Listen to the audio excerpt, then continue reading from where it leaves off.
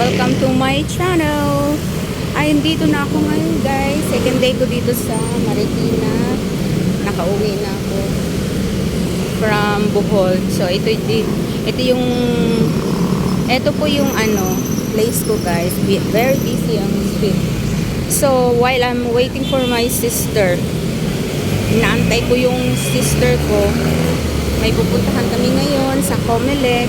Ayan, pakita ko sa nandito ako sa harap ng Pure Gold Supermarket. Ayan. Andyan naman yung McDo. Ang tagal. Nako, umaambon pa guys. So, update ko lang kayo sa first day ng aking pag-vlog, ng aking regular video. Ayan. Ito yung malapit lang yung bahay namin dito guys, walking distance. Ayan yung gasoline station. Ito naman yung Pure Gold Grocery. Malapit lang kami guys. So mga 3 minutes ko lang nilakad. So malapit na malapit. Halos katabi ko lang ang Pure Gold. Katabi namin ang McDonald's. Katabi namin yung Greenwich.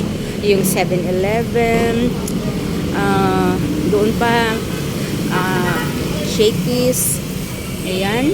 Shakey's. Tapos may mga clinics din. Then up there doon sa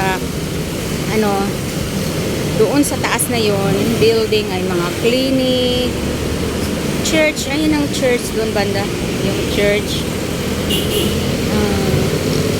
Tapos ano pa, wala, mayroong dito soon to rise Watson guys. Yan ang ginagawa yan, soon to rise yan guys. Yung Watson, may Watson yan.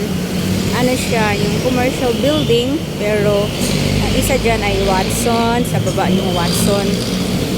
Tapos mga iba bang kung ano mga clinic din siguro dyan, or may gym, ganun. Tapos dito may gym din dito eh. Tapos may hardware, close pa yung mga hardware. May laundry shop, close pa rin ang laundry shop. Very busy. While waiting for my sister, nag-vlog ako. Ayan. So going there, yung dating pinapasukan ko for 10 minutes lang yung pinapasukan kong work.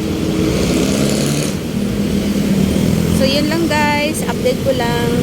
Thanks for watching. God bless.